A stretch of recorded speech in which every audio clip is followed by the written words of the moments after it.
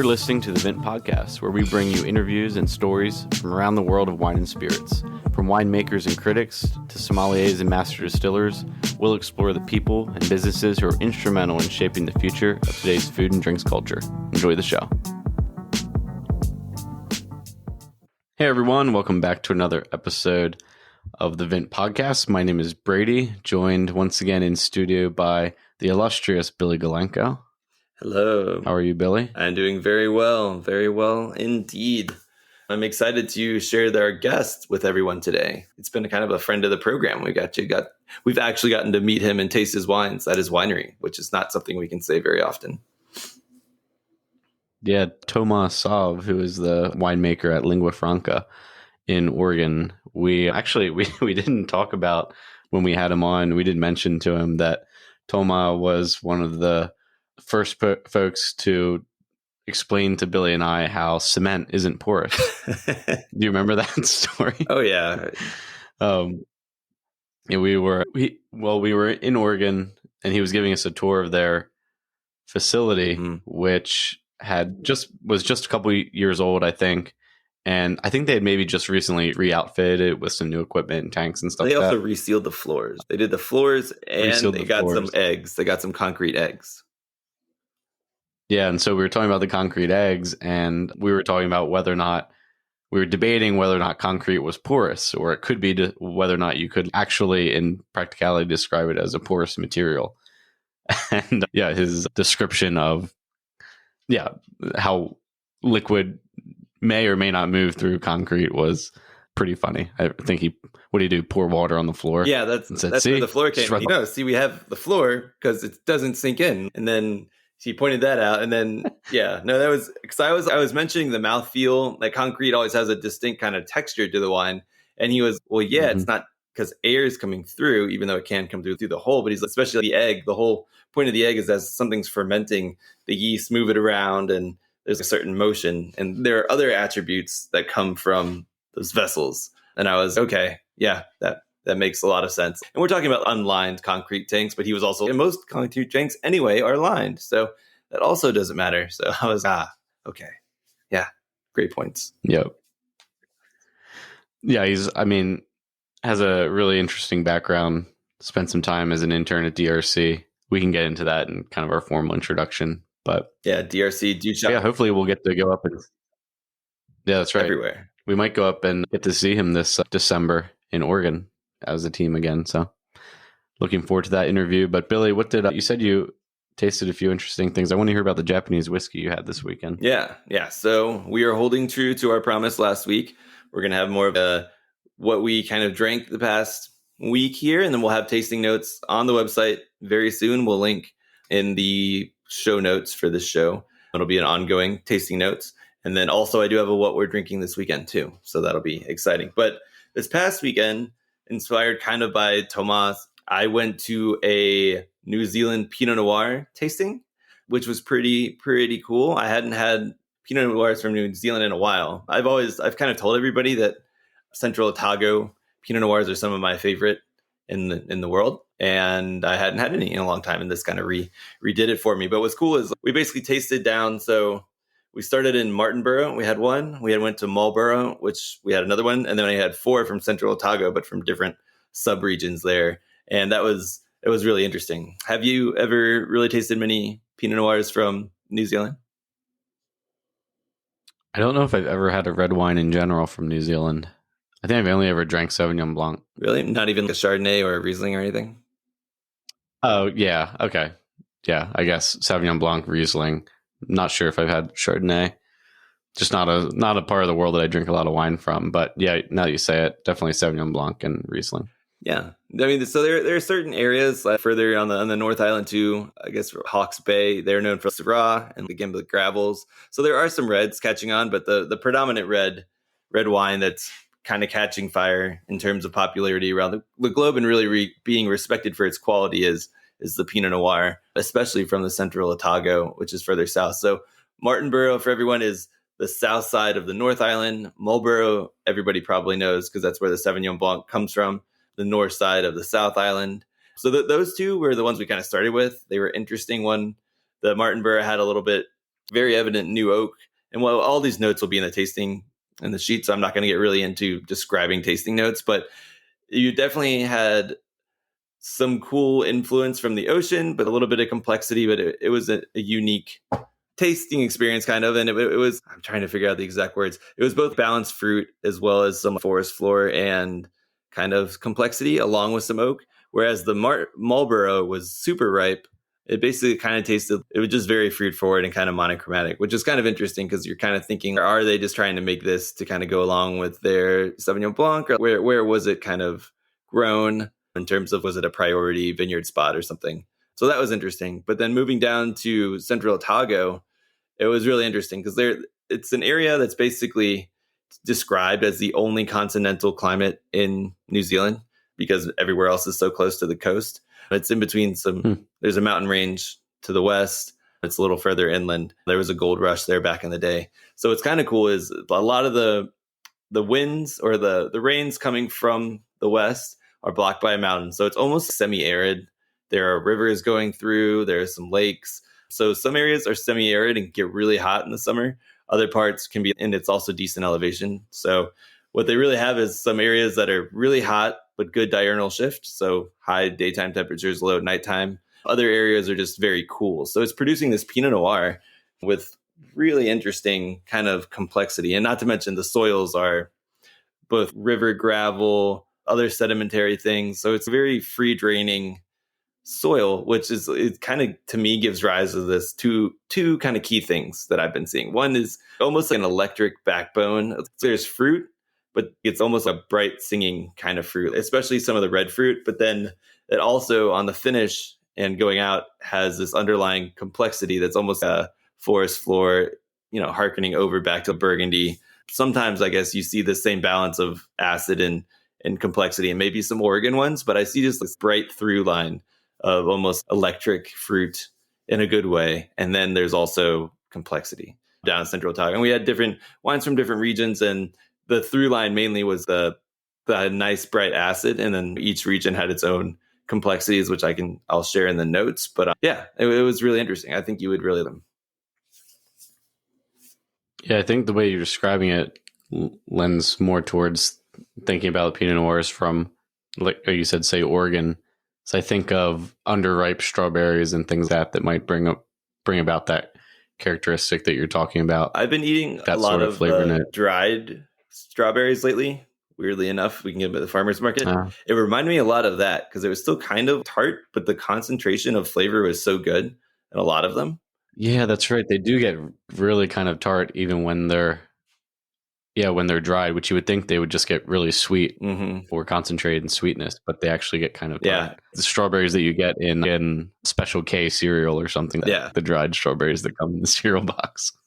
On that same note, so I went home and I was, do I just like this? Am I just thinking about this acid because that's my memory of it? But then I tried a 2016 Wrath Pinot Noir from Monterey up here in California, which also is known for a diurnal shift and some other things. The winery I used to work at actually grew some Pinot Noir in Monterey. And that one was, compared to the Central Otago, was so ripe and so lush and not that singing acid backbone, even though Monterey is known for some acid. So it was just really interesting to compare. Yeah, aside from Santa Barbara and some North Coast and Sonoma, the California expression of Pinot Noir is almost round and lush and fruity compared to some of these other regions with a clear linear backbone and some other depth and complexity to them. Yeah. Yeah. And for me, we're about to head into Pinot Noir season, right? You get to the end of the summer, early fall. That's ideal for me. I don't know. Maybe it doesn't change that much for you out there on the West Coast, but it's definitely getting into Pinot Noir season for me. Yeah, for sure. For sure. And then rounding out the tasting weekend, it was an Ichiro's malt. Chichibu is technically the distillery, but Ichiro's malt floor malted 2015 bottling. And I looked it up. It was a U.S. exclusive. We were actually at this Japanese whiskey bar downtown that apparently my fiance has known about and not told me about, which was not cool until she showed me here as a surprise. But that was cool. So I quickly went through their very extensive list, identified what I thought would be the best price to this bottle retailed, I think originally at $250, but the the cheapest on Wine Searcher now is a little above 1,000, and it was only released in the US. So that was pretty cool to kind of taste through. I don't have a ton of notes, but it was we have some Rose malt, and we just did Hanyu casks, and it's kind of the guy who helped bring back Hanyu on that side of things. He had those bottles, the playing cards, the Hanyu playing cards. He bought the cask and released those, and he started Chichibu Distillery. So I've been reading a lot about him for some of our collections anyway, and we had some stuff in our rare whiskey funds. So it was really exciting to see that and it not be a crazy price. So it was nice. Yeah, it can be hard to find. It can be hard to find interesting Japanese whiskeys in kind of your everyday wine and spirit shop. I think stuff that, at least near us, that's widely distributed is a lot of the Nika portfolio. So the coffee series of whiskeys, and then the Nika whiskey from the barrel, which I think is pretty benchmark in terms of Japanese whiskey, or can provide you a good kind of jumping off point. So yeah, try some Japanese whiskey. Maybe then order something like this off. It looks like Wine Searcher. There's a couple different places where you can grab it. Decanta, Fruit Bat. Yeah. It's kind of cool. Yeah. It was in Little Tokyo. Their list is enormous. They overpriced all the things that normal people would look for if they don't know much about Japanese whiskey. Some of the Yamazakis and some other stuff was grossly overpriced, but you could tell that was people can't think of anything, they'll get it. So I'm definitely going to do research on their list and go back and find more. But all right, now do we want to do our what we're drinking this weekend, pivot back to wine and our new segment? Go for it. Yeah. Do you have one? Yeah. So again, what we're drinking is typically just a section in our Friday newsletter for Vent. People widely kind of check it out. And my main goal with it, one, I try not to repeat wines. I don't think I have in 2 years, but it's possible if anybody wants to call me out. Second, I try to pick more of the obscure things. It's not just maybe changing producer to producer. I'm trying to pick unique varieties or styles. So this week, I have it here. We are going to be talking about Aglianico from Italy, central South Italy, or I guess Western South Italy, the Campania region. Have you had any Aglianico before, Brady? It's possible I've got a few tastings, but not that I can say, oh, I bought the bottle, brought it home, opened it, did it. Tell me more. So a couple cool things. One, it's always been kind of a grape that was kind of close to my heart because it was on my certified exam, my sommelier exam back in the day. And I was like, cool, I know this one. But basically what it is, it's a dark-skinned red grape from down in the South. And it's basically actually considered by some as considered the third noble grape. There'll be people who argue that it's more noble grapes, or if it's not included in Italy. So there's Nebbiolo up north, Sangiovese, and then this grape further south. And it's known for very dark color, very high tannin, and very high acid. Needless to say, it ages really well, but it does need time. Some people have compared it, called it the Barolo or Barbaresco of the South, not in color, but in kind of structure. And it's basically grown around kind of that Naples, Campania, think about Vesuvius type area where it's really volcanic soil. So it's a wine that basically has kind of this brighter fruit, both dark and red, but then develops more intense minerality complexity over time as it pulls out some of these volcanic notes that it's basically been growing on as well. So I think it's really interesting to me because it's such bright acid, and the people have said it works great with barbecue, for example, or any big meat, but it's great acid and tannin, but also this kind of underlying complexity that maybe you wouldn't get from, I don't know, an overly ripe cab or something that's kind of a little riper, I guess you would say. It may not be as much of a food wine as something as high acid as this. Yeah, so it's something, it's a summer or late summer wine. There's late summer barbecues and stuff that. Yeah, for sure. And I'm kind of thinking of it as you go into as it gets a little colder, maybe like tailgate wine, because they tend to be pretty good price-wise. But yeah, here, let me give you more than just my tasting. I'll read the couple notes here from Wine Folly for everybody's example. That way I'm not as rambling.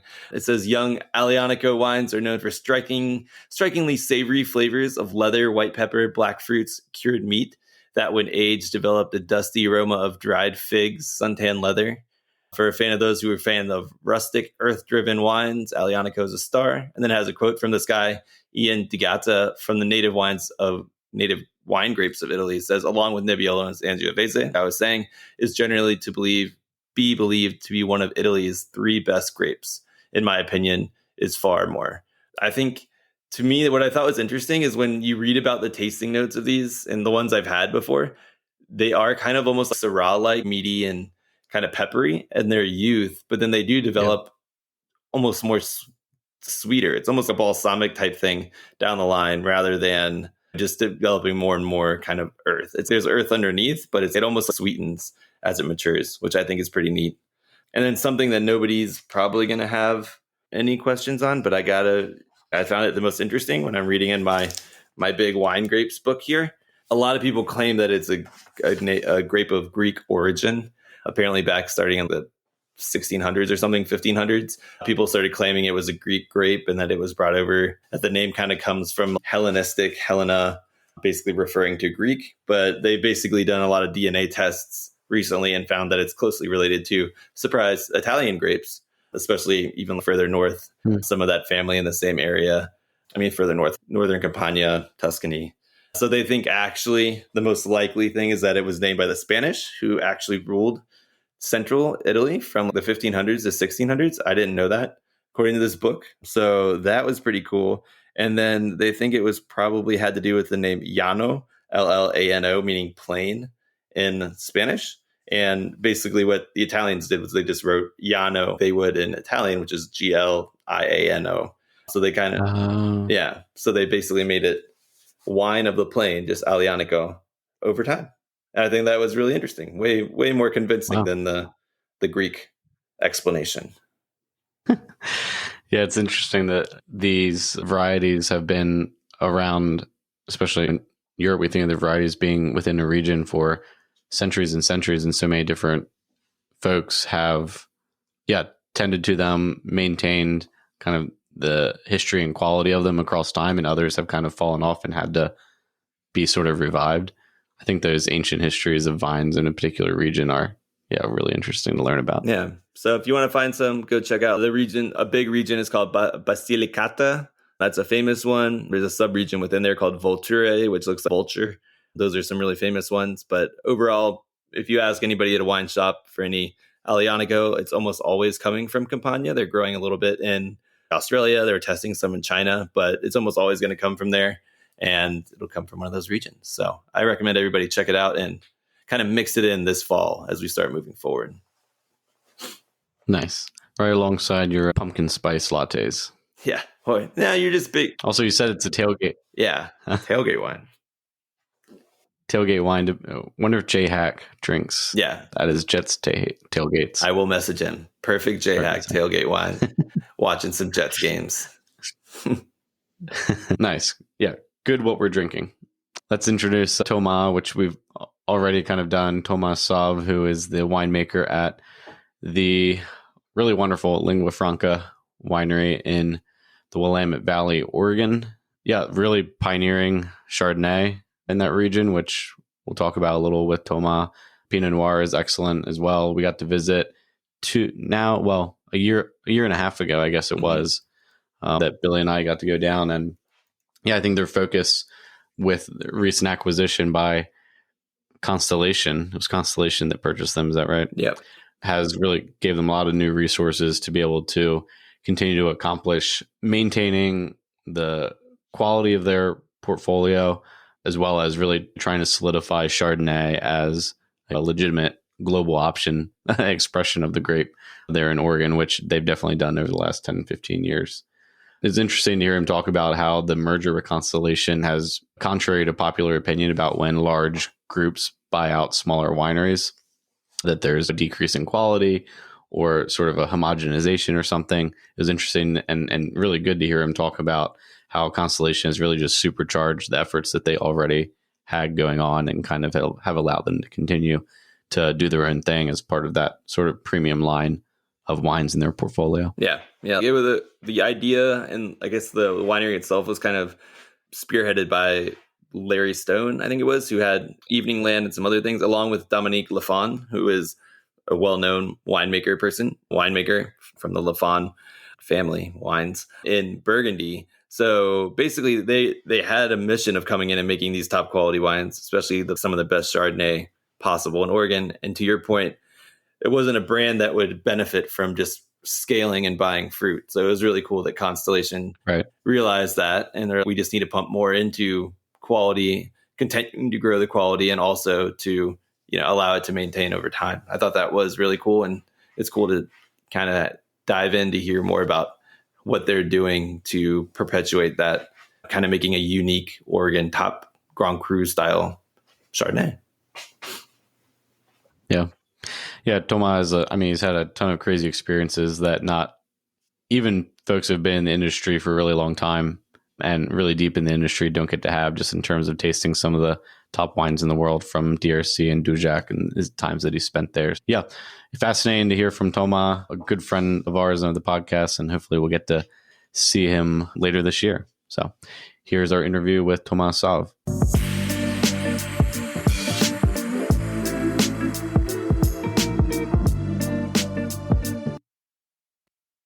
Hey, Thomas, thanks for joining us. Hey, guys. Nice to see you. Yeah, the last time we were together, we were lucky enough to be in person at your beautiful property out there in Oregon. So it's good to connect with you again. Yeah, totally. Yeah, thank you. And I think when we were out there, it hadn't been long since y'all had done a good deal of renovations to the facility. Is that right? I think we actually, the winery you came in was actually built in 2016. Okay. So it's a fairly new building, and then this is also in Lingua Franca. It's pretty cool. We basically, everything started with Larry Stone, master sommelier, and then he was running his life in restaurant, Charlie Trotter, and then Rubicon kind of followed him and his notoriety in the wine world. And then he decided to change to kind of go in a different path in production, working for Coppola, and then as a Unious family. And then he started Evening Land. So Evening Land is a project that was started by Mark Taloff, and it's basically was starting to work with one of the most iconic vineyards in Oregon called Seven Springs. I was starting in 92 in Yosemite Hills, where we are. And Larry was basically starting this project. And then in the process, he was asked to look at different piece of land, and he was fortunate enough to just see and connect directly with the person that owned the piece of land across the street. And he ended up buying it in 2012 as he was departing Evening Land. And this became LSV as Larry Stone Vineyard, as well as Lingua Franca Estate. It's a fairly young vineyard, but it feels like a lot of time for me. So we started in 12, planted in 13. First vintage of Lingua Franca in 2015. I was thrown in this amazing project at 27, just coming fresh from Burgundy, and then starting, hey, if you want to help us, Dominique Lafont, Larry Stone, yes, I want to make wine for you guys and with you, and then build this amazing winery with an architect. And what you saw was a building that was fairly new and that I was really fortunate to build. So yeah. So how did you first connect with Larry? Because you were coming from Burgundy. Were you at DRC at that time in Burgundy when you met Larry, or how did that story go, and how did you guys get connected? Yeah, there is a DRC connection for sure. That's kind of interested. So my background is I'm French, grew up in the Northeast. My family is in the medical field. I almost did the same thing, didn't work out. And my dad is from Burgundy and drank amazing wine and stuff. My family loves this. And I went to Burgundy every couple of weeks to see my grandparents. Loved it. It became a passion. When 15, 16 years old, I was getting subscription to the equivalent of Wine Spectator in France, called La Revue des Vins France. And because kind of this wine nerd, and there was no 21 alcohol age in France, and so it's kind of Sunday lunch, sipping a little bit of wine with the family, and so I loved it. I think there was a cultural, food, science aspect, so I decided to study winemaking, and through the path of that, I got very fortunate to meet so many great people, and one of my last internship was to actually that's kind of the pinnacle of my youth internship. I was fortunate to work a year and a half at DRC And then after that, I came to the US. And when I came to the US, I was as a cellar at Evening Land. So I worked across the street. Larry was already gone. And at IPNC, which is the oldest Pacific Northwest wine event that happens every year, the last weekend of July.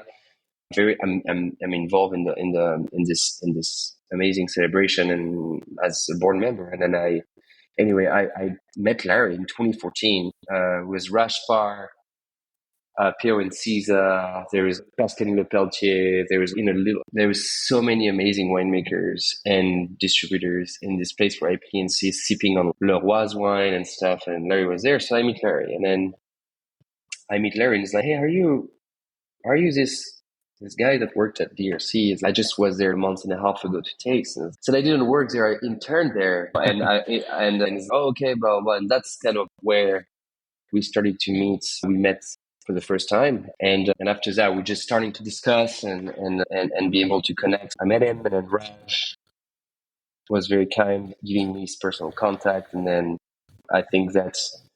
I was always been curious about what's going on across Evening Land, and I asked Raj, "Hey, can I reach out to him?" He said, "Just go ahead. He's my mentor. You should talk to him." And this is how this happened. That's kind of crazy. Were you familiar with people? I guess Pascaline is French, but she was working in New York, and there was Raj and other folks. Were you familiar being in France of some of the celebrity sommeliers, I guess, in the US, or were these names you had to kind of learn as you got introduced to some of these folks?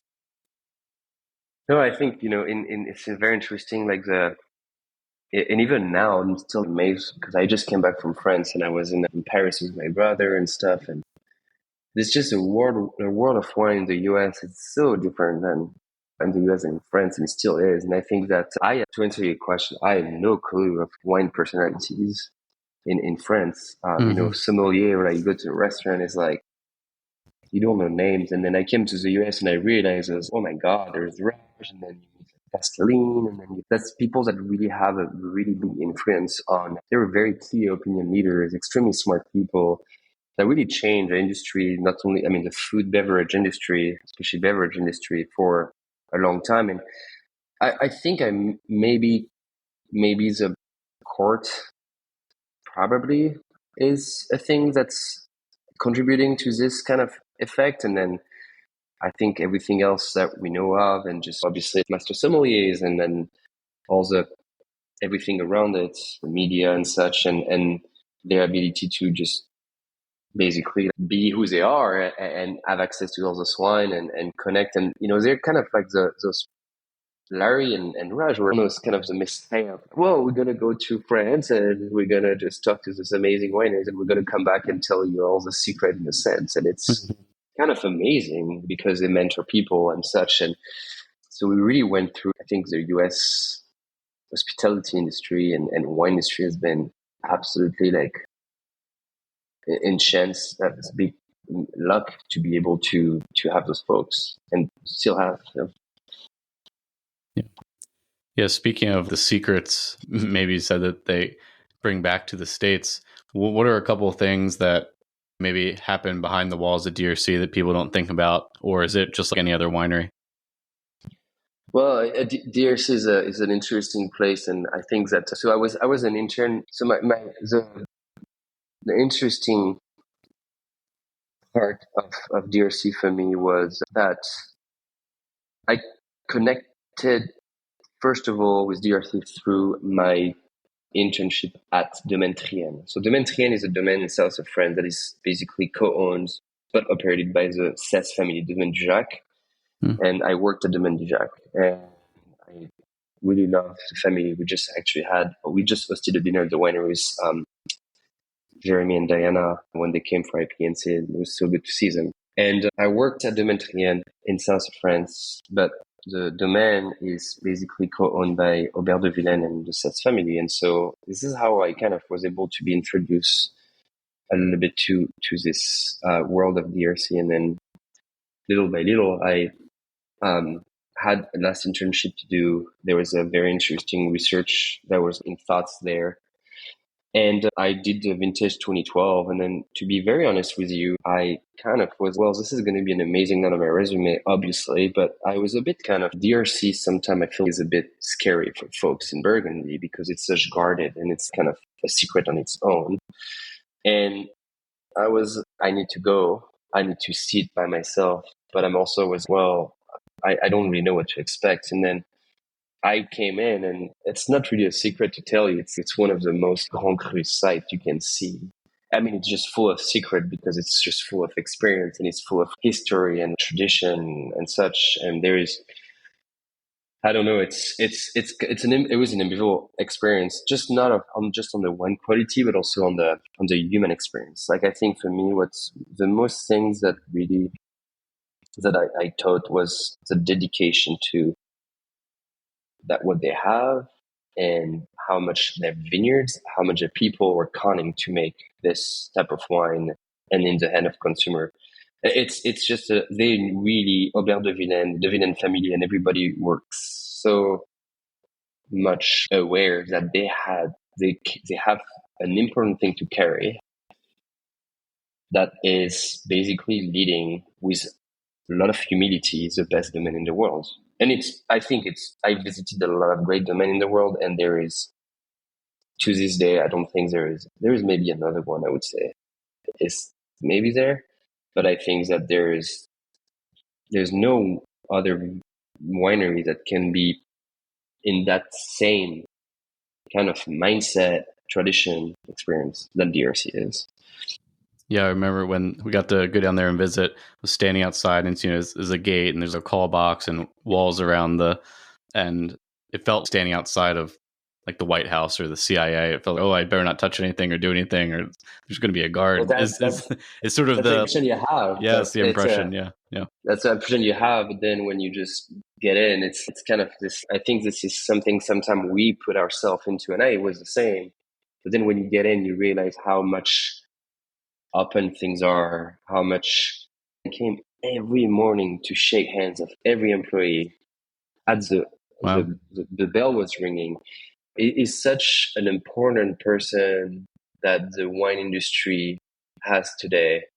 And I think they're very much aware that they have an amazing kind of heritage to carry on, and they're doing such an amazing job, and they do it with like really modesty. So I'm still connecting extremely well with Bertrand de Villaine, who is with his cousin Perrine Leroy are now officially the new manager of the domain, and Bertrand is actually like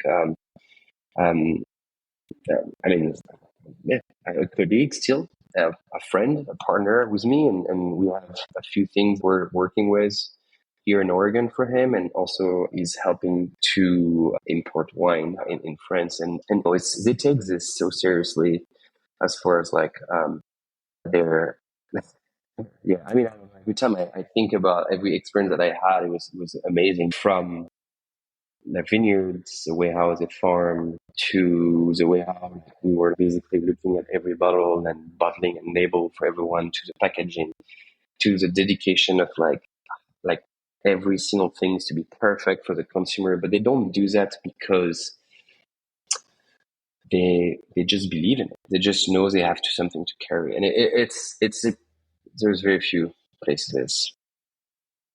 You mentioned there is a lot of heritage and there's a lot of stuff that they do that's good for the wine, but also probably because they've done it for a while. What have you taken from there and brought over to Oregon? But then also, what were you, I'm going to do this differently because I think this is better for my winery, or what have you taken and what have you kind of moved away from as you started your own winery? I think I worked in a lot of different places, and I don't think I took DRC's kind of heritage or way to make wine. I want to say like extreme. I mean, in this, I didn't basically take everything they do and I'm going to redo the same. This is not what we. Or I took a piece of it, but I took as many pieces of what I've learned there as experience that I did at Nicolas Potel or that I did at Domaine du Jacques and everything. But I think I was also in the last, I think whenever you're in a trajectory of a career as an intern, it was my last internship before I wanted to go in active world of wine. So I was still kind of, I think at this point I'd seen probably 7 different harvests, and I just already came to the US and I just seen different things made in the New World. And I think the main takeaway for me was from DRC is the ability to the whole cluster fermentation process was actually extremely unique. The confidence behind it was incredible because the story behind it was for them. Well, we believe that at least when I was there, because there is kind of this idea that DRC is not changing and not innovating. It's so stuck in tradition, but it's really not true. They're extremely thinking ahead, but it takes their time. And I think when I was there, I think what I've learned a lot, it was their technique around whole cluster, or just the way how they work whole cluster, which to me I took a lot from.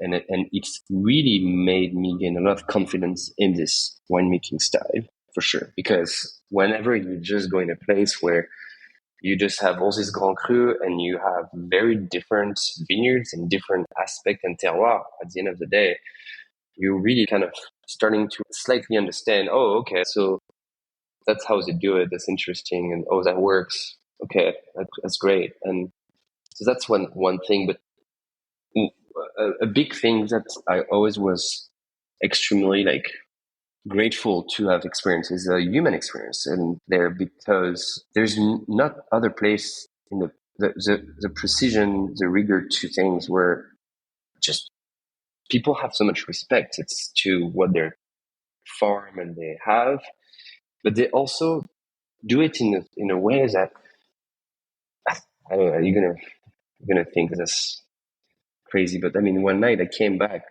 off the day, and then we all meet after work to just kind of gather with the team, the vineyard team and the interim team, and 5-6 people, and then there is a bottle of wine sitting on the bench in the farm shed, the vineyard shed, and then say, well, you should taste. This is what's just tried with clients today, and it was 55 Richebourg, and you're okay.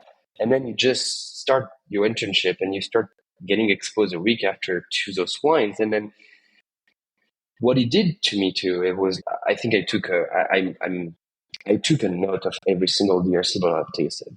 And I kept all the corks of what I was trying to get to. And it became, you can just be, wow, every time you taste something, or you can be like, okay, so I'm very lucky.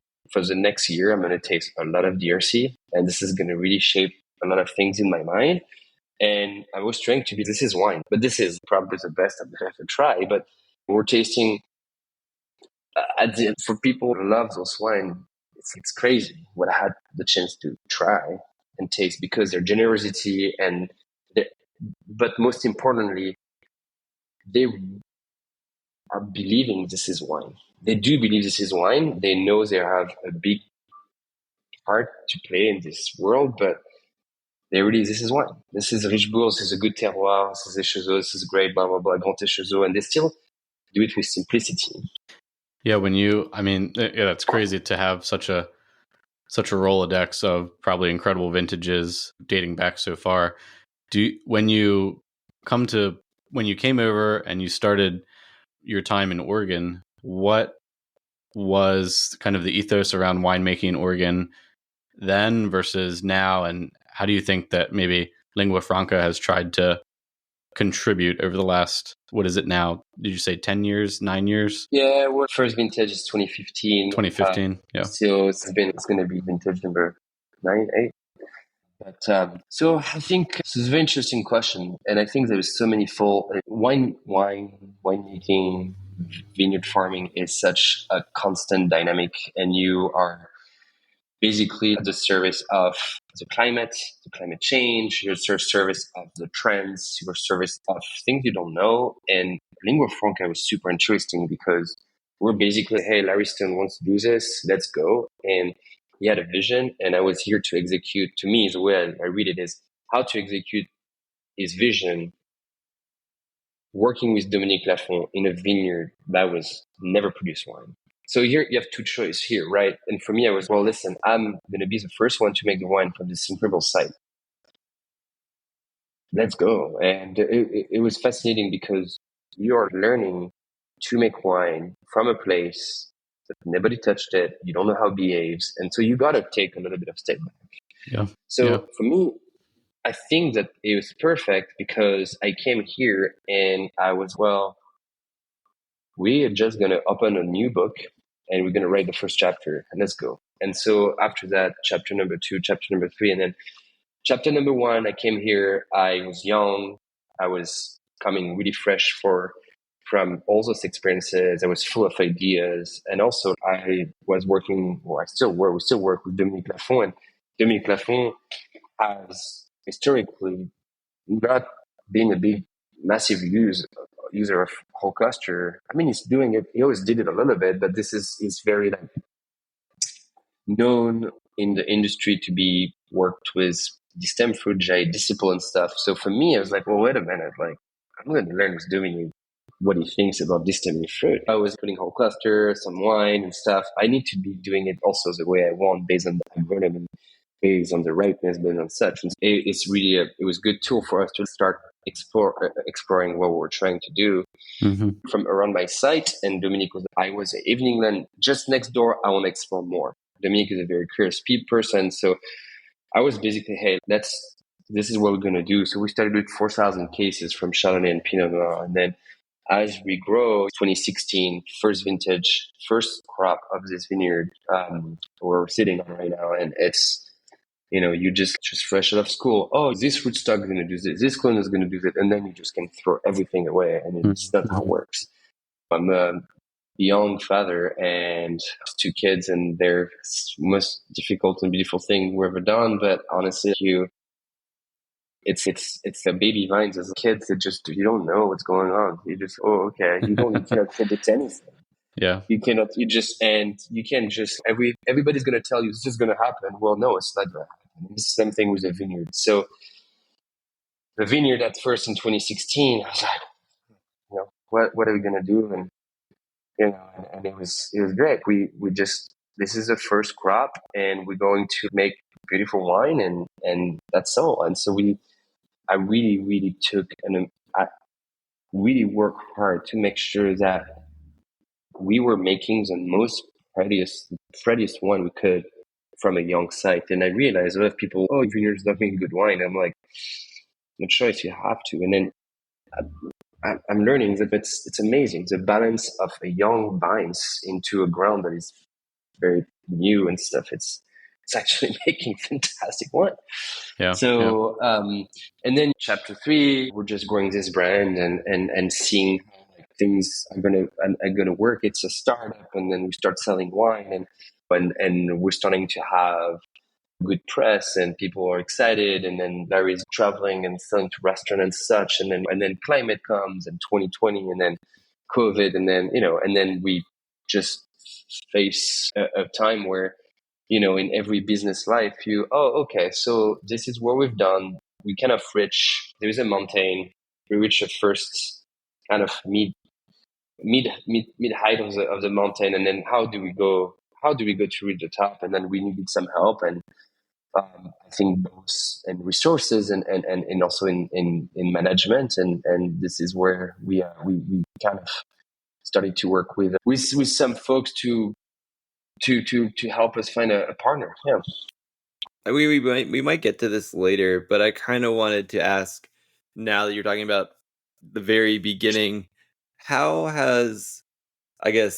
you seen any change in your growing season, the average growing season since you started, that may or may not be related to climate change? And then how have you guys kind of adapted your style? Obviously, Oregon's different than Burgundy, and then Oregon's changing. Has this led to different viticultural choices or different choices in the winery?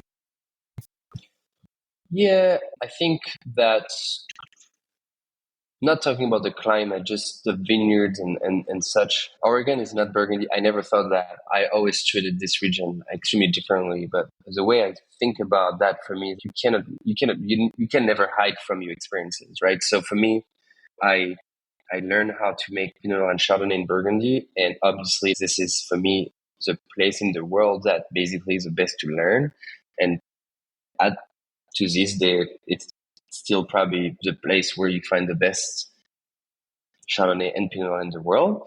And my journey here is to how can we make the best Chardonnay and Pinot Noir in the world along Burgundy that is not Burgundy. And so I think what has changed around our growing season that is basically when it made us make some change. I think it's once again coming back to experiences and learning how we can farm better and such. I think we are looking at thinking differently the use of waters, thinking differently the use of tilling versus no tilling. Are we looking at the holistic approach of farming in the sense of, are we looking at the entire site? Because Oregon, unlike Burgundy, is, at least where we are at, and a lot of other wineries, a polycultural place where it's not just a vineyard. There's usually a piece of land around, where Burgundy has, it's all basically parceled by AOC. And you have a neighbor, you have 10 rows, and then you have a neighbor, and then you can be organic and non-organic and organic. And there is no way you can just basically have an holistic approach. Such Ted Lemon, a literary, always said, you don't farm the vineyard, you farm the land, which I think is an amazing way to think about what we're doing. And in Oregon, you can do it. And I think that's an approach that is, along the growing season, we're trying to adapt slowly and slowly with a team, with different use of cover crop, eventually building a farm on the property, eventually having a different restoration zone, and make sure we think about this as a whole, because I think this is beneficial for not only just for the environment, but for the vineyards and such. And then in the winery, I think that, to be honest with you, like it's in the winery, nothing really has changed. The style that I want to develop and I want to show to people is I really want to have finesse and balance, right? I just want that I don't think Pinot Noir nor Chardonnay needs to be big wine. I don't think this is in nature of their varietals. Genetically speaking, Pinot is the worst grape you can find. It's hard to work with. They have terrible tannin. They're just all this thing are just very rough, and very rough, very tough to work with. And so our work is it's a very fragile grapes. So our work is to make sure like we make something delicate. And so we constantly trying to think about making something that has finesse, delicacy, precision. And I think that comes to, and I like to basically like make wine that I think the reflection of this finesse and always come with acidity and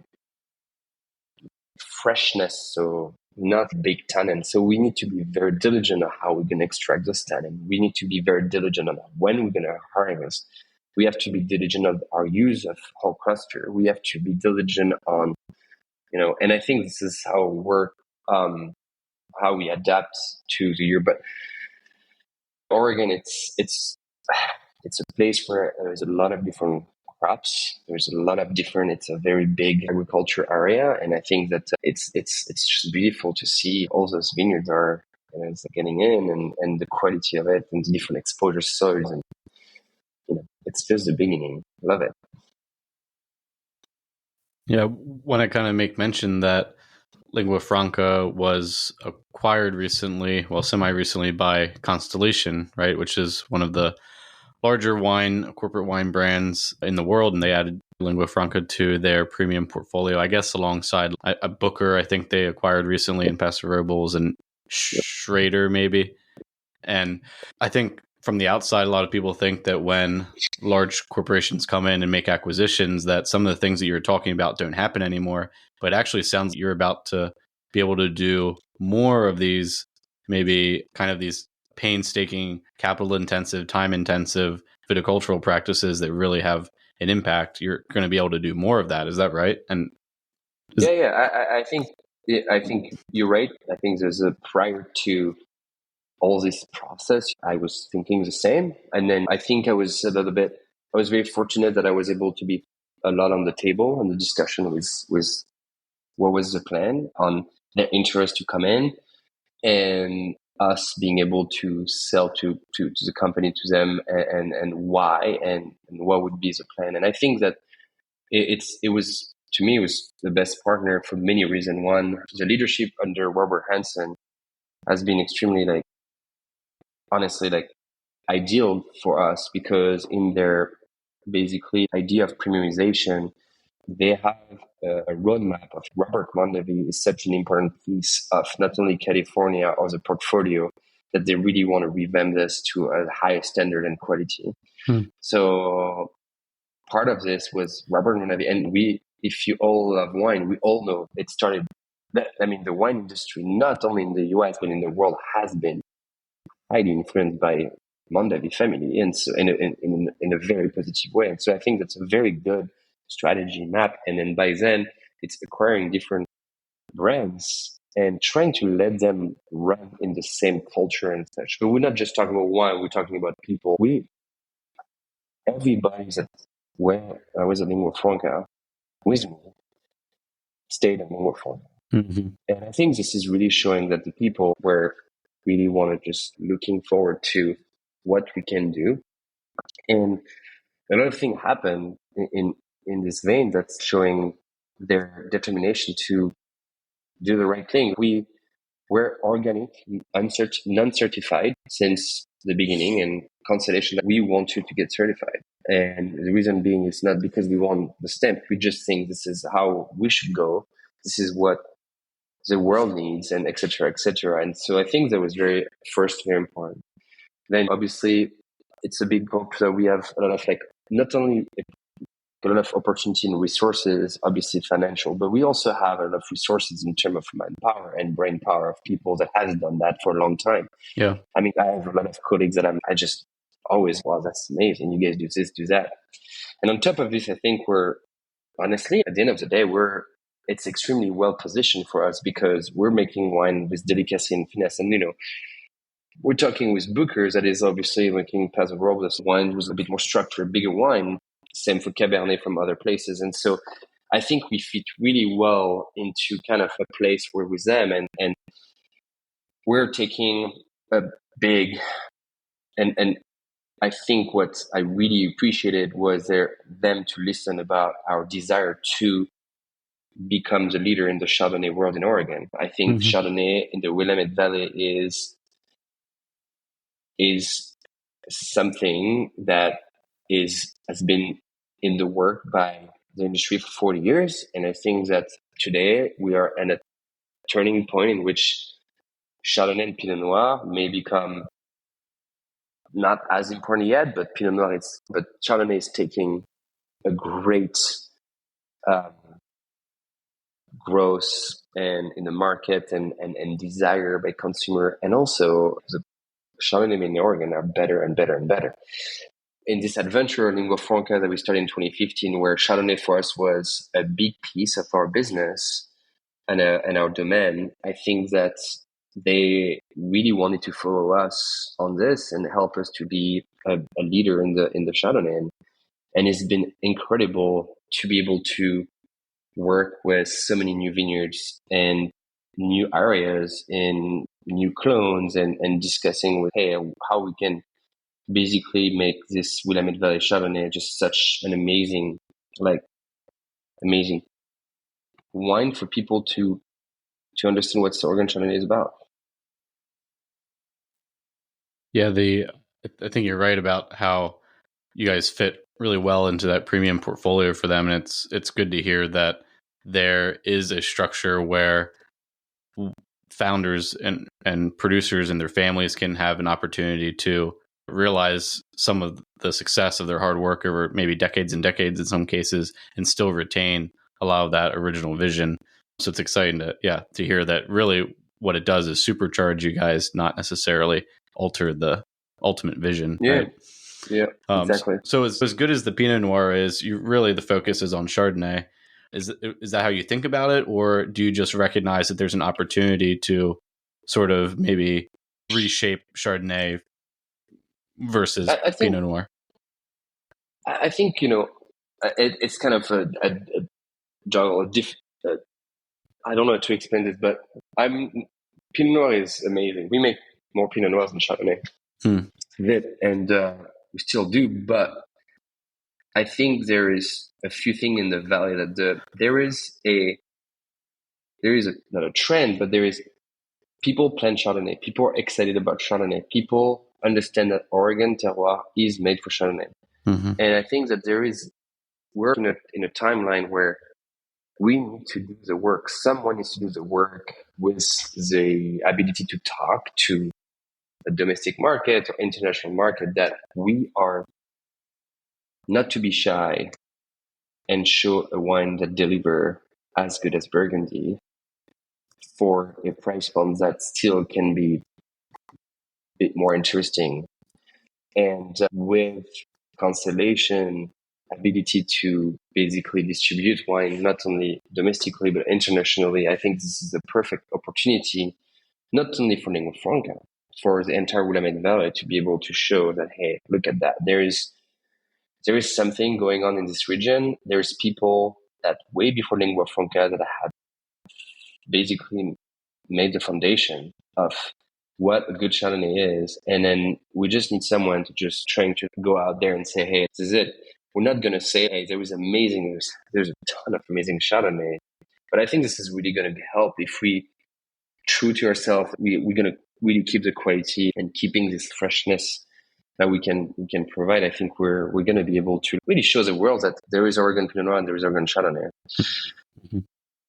Circling back a little bit there, are there certain, I guess, when we've talked to some people about Oregon Chardonnay, basically they were saying that only in the last 10 or 15 years has Chardonnay really been planted on optimal plots. It used to be kind of an afterthought after planting Pinot Noir.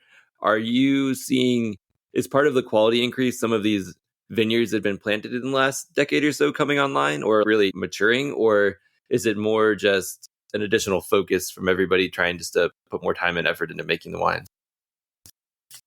That's a very good question. I think that I'm only been here for 10 years, but I think there's so many different answers to your question. I'm in this winery in the room. I have a TV right now running through Bunker Hill, the vineyard that was planted in 95 in South Salem. And was not necessarily desired kind of area to grow grapes. And this is sitting at 600 feet elevation on pure volcanic soil.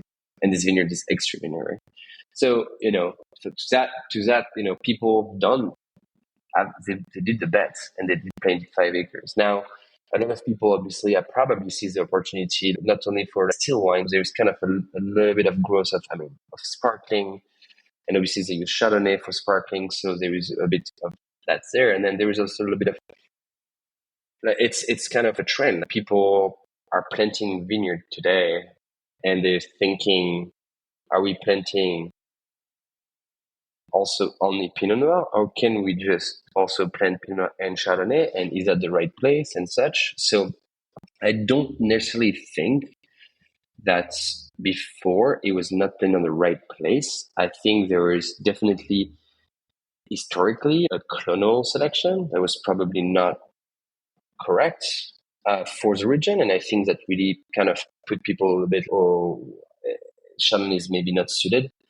for the climate here. But with obviously with the evolution of the climate and such, today those clones that were planted 40, 50 years ago that didn't work in a sense. I don't know, I was not there. But today we are thinking about obviously planting them again. And I think it's a very interesting transition. And also I think there's also a bit of Pinot Gris kind of shift mindset. I think Oregon as a region is extremely interesting because we are in a place where we can only grow that much. Just the landscape and the Willamette Valley, and it's such a small place. I think we produce 1% of the total volume in the US, but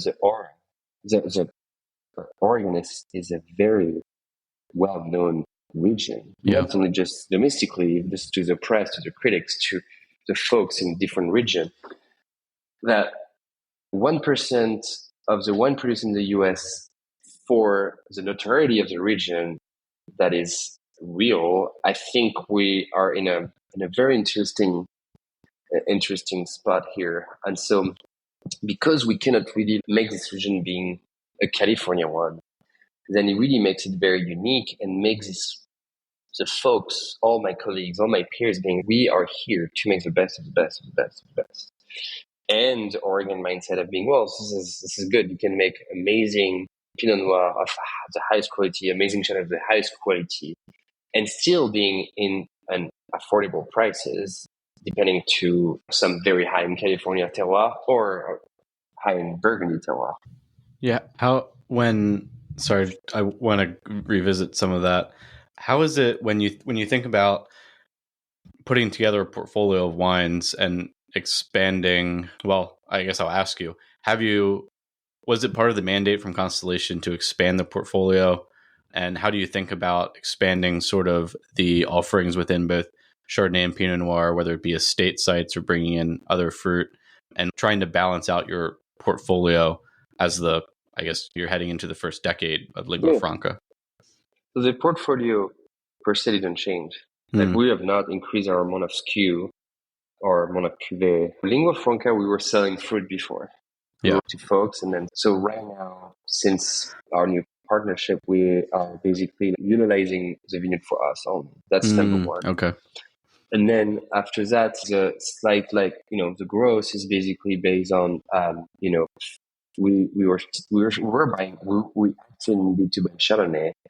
And so what we've done, we just basically, it was very simple. We just went to the people we knew and we said, can we get a little bit more fruit because it's good? And it's really, actually was very simple. So my,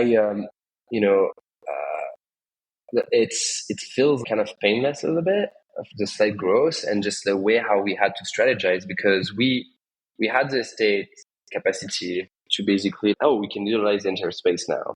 We don't have to sell fruit. This is great. And we just went to see a couple of growers and say, hey, wow, you sell us 5 tons. Can you sell for 10, 15 tons, right? And But Bunker Hill, the vineyard that's 5 acres, had another 12 acres to develop.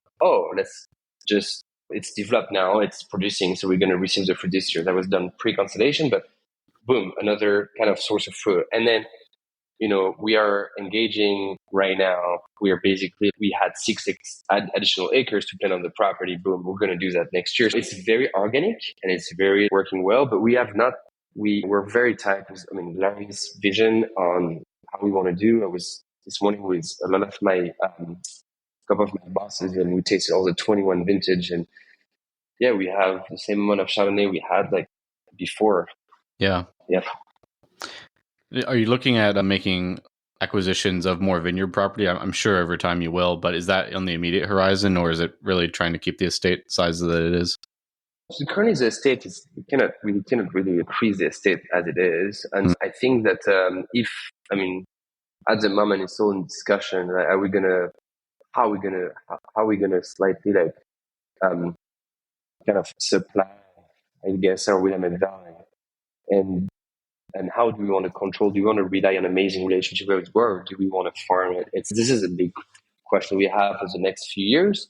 I really don't have the answer, and I think it's going to take a lot of different thoughts with other folks and my colleagues. But the great news that we have is we know we have opportunities. We know we have the support of the brand. I think that a lot of indicators shows us that there is the success of the brand remains intact, and even I would say it's actually working great. I think we still had a few people that were questioning this change, but I think the fact that literally everybody stayed, from the as winemaker that became winemaker with me, Kim, and then Joe, who was sales master, became, and then Josh, who was our basically Larry's protege and director of trade sale, became the brand manager and has been working with me since 2016.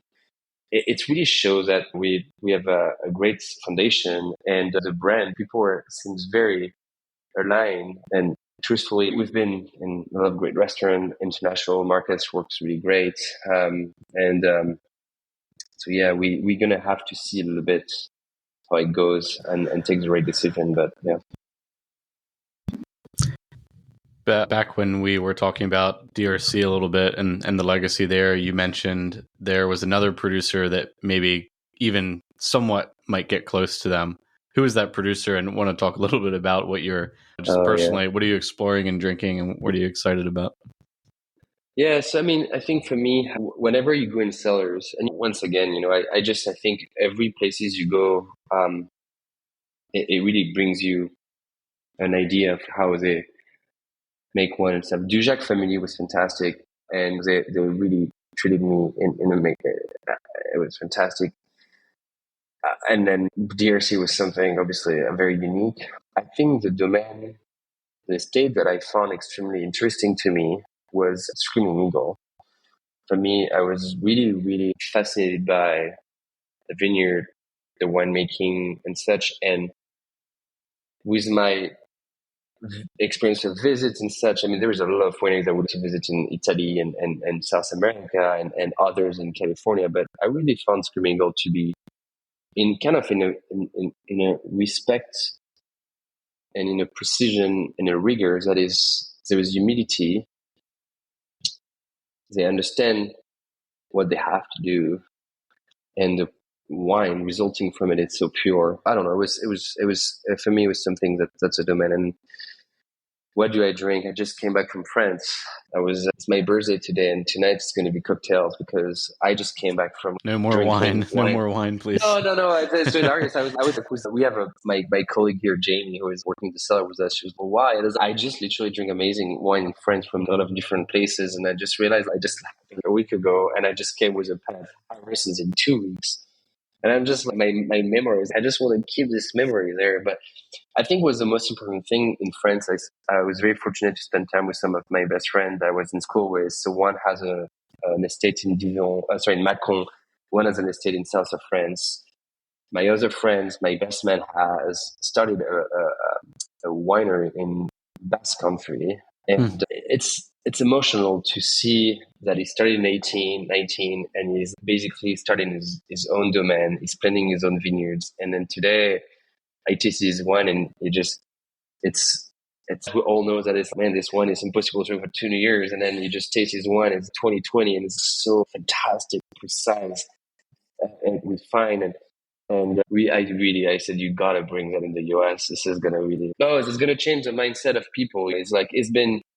There was this AOC called Irouléguy, which is in French Basque, part of France. And it's a little AOC with a couple of winery we may know in the US, such as that is imported by Kermit Lynch, which makes a fantastic wine. And we work with them a little bit. And then now he's starting his own thing. His domain is called Domaine Etxondoa, ETXONDOA. And, I think the sky is the limit for him. He was trained at Gigal for 7 years. He really changed, I think, at Gigal when he was there right after college.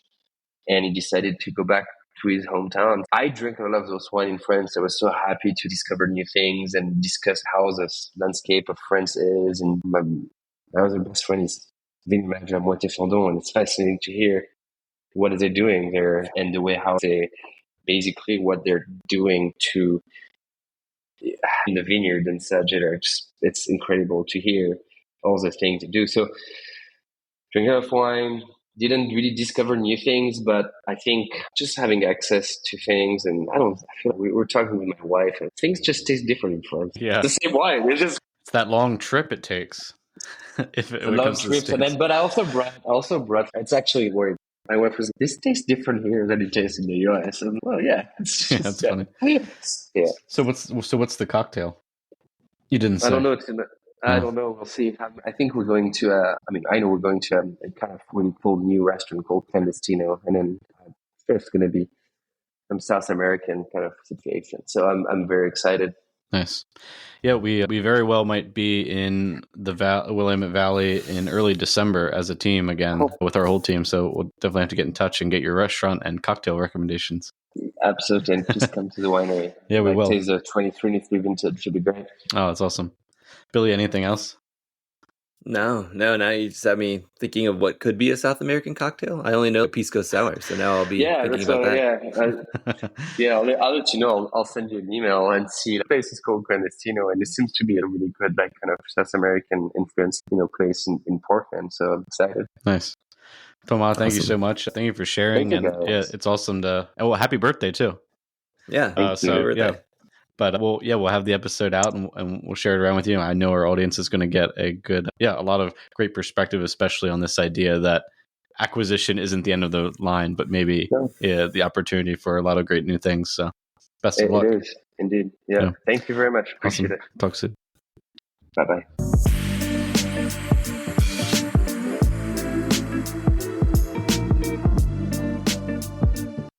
All right. That was our interview with Thomas Savre. I hope everybody enjoyed that. I hope everybody goes find some Lingua Franca wines right now. But that is our latest episode. That will be the end for today. And next week, we will be back with another exciting interview with a personal connection of mine in the Somm community here in LA. And I hope everybody gets excited for that. Until next week, have a great week. Cheers. To check out our current offerings and to sign up for the Vint platform, find us at www.vint.co.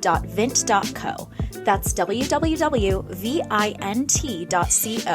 For questions, comments, or feedback on the Vint podcast, please email us at support@vint.co. Vint and VV Markets are offering securities pursuant to Regulation A. Our offering circular as amended can be found on the SEC website. Past performance is no guarantee of future results. Investments such as those on the Vint platform are speculative and involve substantial risks to consider before investing. We may provide communication that may contain certain forward-looking statements that are subject to various risks and uncertainties. Information provided in any communications, including this podcast, is not legal, business, or tax advice. All prospective investors should consult a legal, tax, or business advisor concerning the subject matter of any communications and any offering.